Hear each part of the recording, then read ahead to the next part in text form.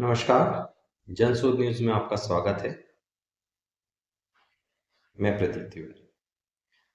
तो देर सवेर भारत और पाकिस्तान का जो मैच होने वाला था, वो आखिर तय हो ही गया। हफ्तों तक चले तनाव, बहिष्कार और धमकियों के बाद पाकिस्तान सरकार ने आखिरकार अपने टेक दिए हैं और आगामी 15 फरवरी यानी जो शिवरात्रि है, उस दिन कोलंबो यानी श्रीलंका के आर प्रेमदास स्टेडियम में अब भारत और पाकिस्तान का T20 वर्ल्ड कप का मैच जो है वो शेड्यूल। अब इस सब में विवाद क्या था और क्या वो विवाद कितना जायज था और ये जो मैच हो रहा है ये कितना नाजायज, ये कहना राजनीति में बड़ा कठिन है, क्योंकि भारत ने इस सब में बांग्लादेश के खिलाफ मैच खेलने से इनकार कर दिया था। पहले पाकिस्तान के खिलाफ भी कर दिया था, मगर न जाने क्यों पाकिस्तान के साथ अब कहीं ना कहीं बीसीसीआई की चुप्पी ये कहती है कि वह खेलने के लिए तैयार है, क्योंकि भारत की जो टीम है वो श्रीलंका के लिए रवाना भी हो चुकी है। तो इस सब का जड़ क्या था? क्या कि केवल ये हंगामा है, बनाया गया था और आखिर होना यही था जो कि हुआ? क्या ये पूरी जो घटना हुई ये कोई एक राजनीतिक स्टंट था, या फिर जो हमें दिखाई दे रहा है वही था? क्योंकि राजनीति में आज के समय में जो दिखाई देता है वो वास्तव में होता नहीं, और जो होता है वो दिखाई नहीं देता। स्थिति इस कलयुग में ऐसी आ चली है कि क्या सही है और क्या गलत, इस पे भी कई बार शक स्वभाव खुद उन लोगों को भी हो जाता है जो इससे डायरेक्ट डील कर रहे होते हैं।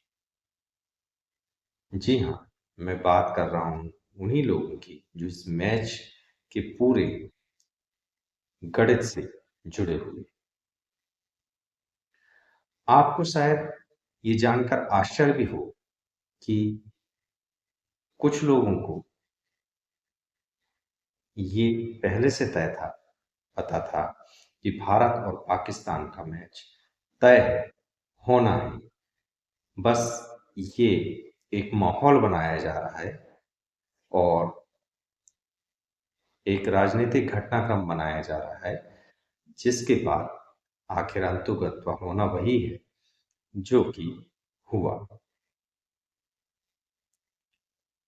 तो फिर इतने सारे दिनों की बर्बादी और इतने तनाव के क्षण पैदा करने की आवश्यकता क्यों थी? क्योंकि दोनों ही देशों को अपने यहाँ की जनता को कुछ कुछ भुलाना था, कुछ कुछ झुलाना था।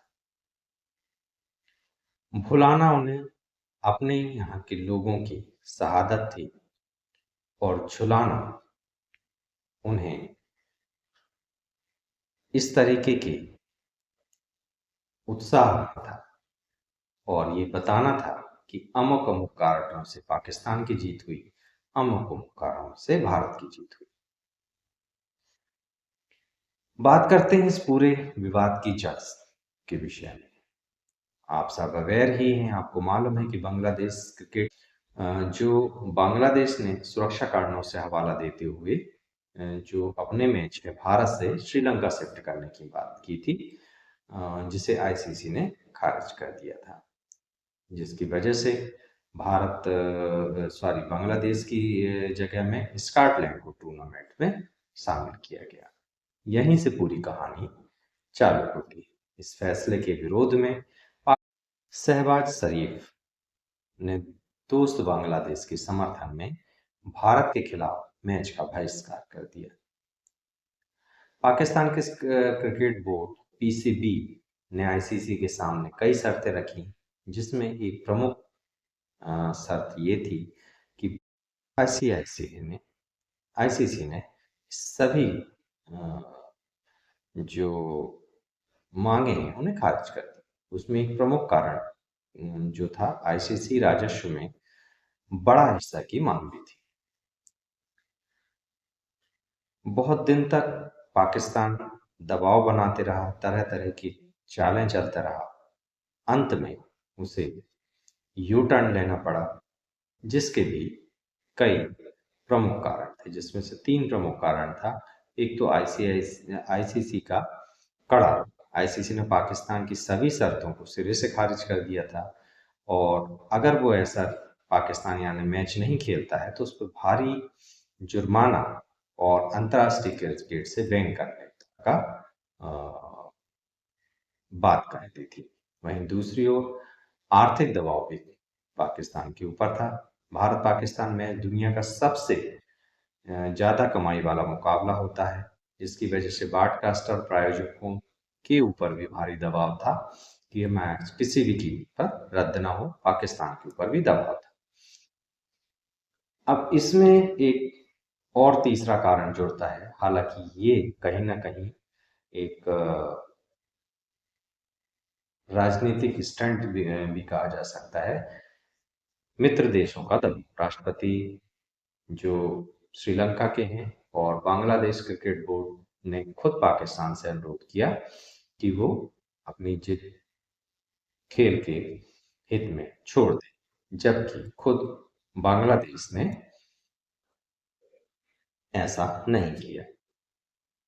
तो अब तारीख तय है, 15 फरवरी, स्थान आर प्रेमदासा स्टेडियम, कोलंबो, श्रीलंका। इस पर पाकिस्तान सरकार ने कहा है कि जो मित्र देश हैं उनके अनुरोध और वैश्विक खेल भावनाओं को ध्यान में रखते हुए हमने अपनी राष्ट्रीय टीम को भारत के साथ खेलने की अनुमति दे दी है। बीसीसीआई का स्वाभाविक है, जिस तरीके से उसने इस पूरे प्रकरण पर चुप्पी साध रखी थी, अभी भी है।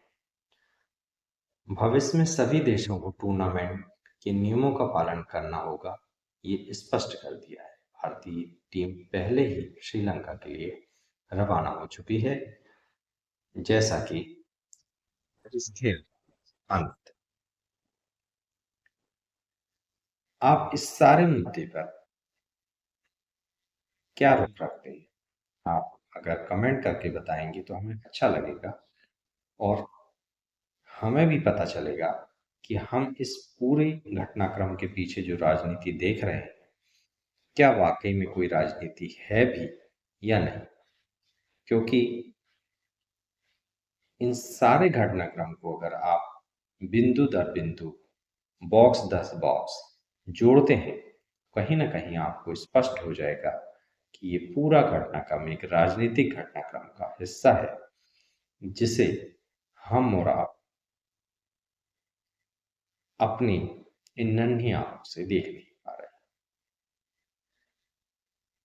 आने वाला समय क्या इन सारे घटनाओं के पीछे की घटनाओं को उजागर कर पाएगा या नहीं कर पाएगा, ये समय की गर्त में छुपा है।